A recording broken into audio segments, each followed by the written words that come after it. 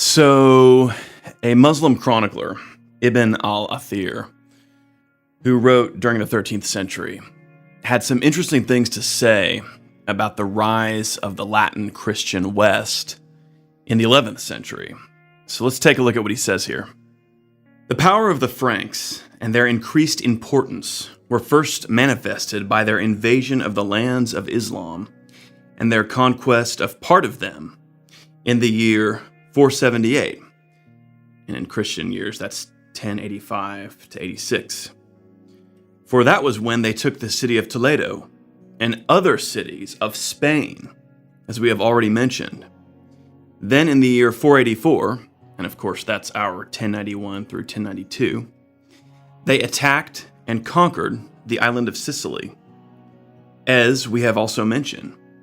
They descended on the coasts of Ifriqiya and seized some part, which was then taken back from them. Later, they took other parts, as you shall see. So I've always thought this was a really interesting passage from Ibn al-Athir. He actually discusses these two things right before he launches into his account of the First Crusade. So basically he talks about two important events of the late 11th century. And that is, now both of these events refer to the rise of the Latin Christian West. The Latin Christian West, at the end of the 11th century, is going to come up as one of the big players on the scene. And this is going to lead to further increases in Western power over the course of the High Middle Ages. But there are two noteworthy events in particular toward the end of the 11th century that come before the First Crusade, which both involve Western powers inflicting some severe defeats and loss of territory on the Islamic world.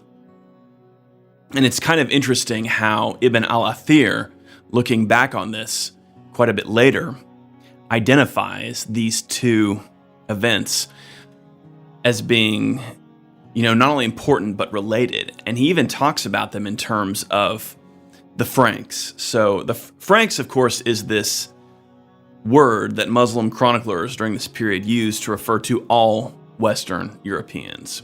So anybody from Latin Christendom is a Frank to them. Doesn't matter if they're Hungarian or Irish or English or whatever, they're Franks. And in this case, of course, we're talking about two fairly different people here.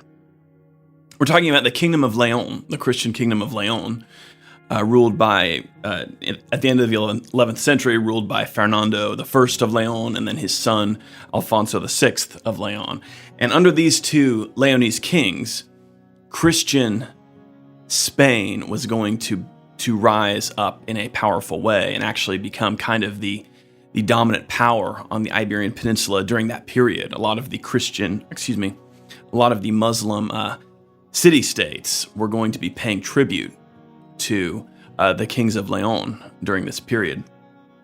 And Ibn al-Athir in particular mentions the conquest of Toledo. Now this was a major event that kind of rocked Islamic consciousness at this time. This happened in 1085, so toward the end of the 11th century, and it was done by Alfonso VI. So Alfonso VI of Leon takes control of Toledo. It actually becomes the capital of the Kingdom of Leon. And again, this is a major event. Toledo had been one of the important points, one of the important cities in the Islamic world, really, especially in Islamic Spain. And this loss of Toledo in the late 11th century was one of the major indicators of the coming rise of Christian Spain and further losses that were going to eventually be felt by Muslim Spain to the Christian North. Now, the next thing that Ibn al-Athir mentions, and again, he describes both of these as conquests of the Franks. So we just talked about a conquest by the Kingdom of Leon in Spain. Now we're going all the way over to Sicily. So he talks about the conquest of the island of Sicily. Now, Sicily had been a Muslim emirate since the 9th century.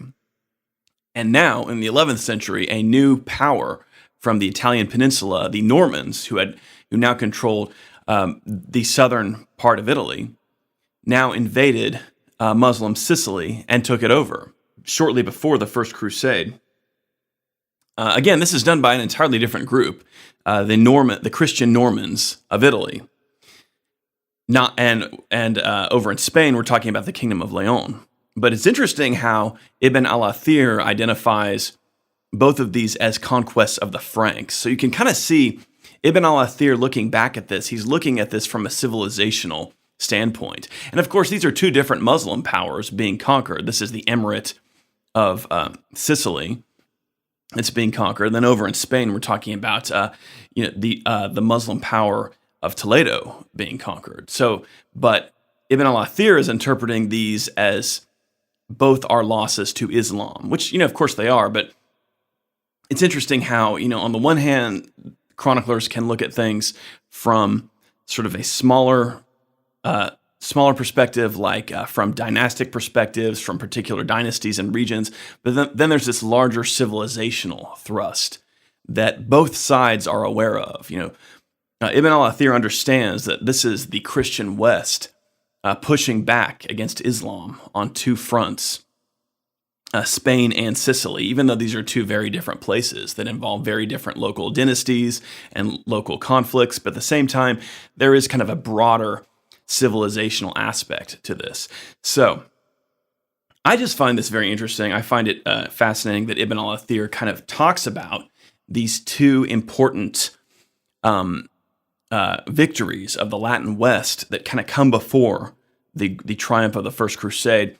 This is the Latin West on the rise at the end of the 11th century. And I want to talk about this just because last time I discussed the origins of the idea of Christian holy war and how that came to shape concepts of crusading in the High Middle Ages.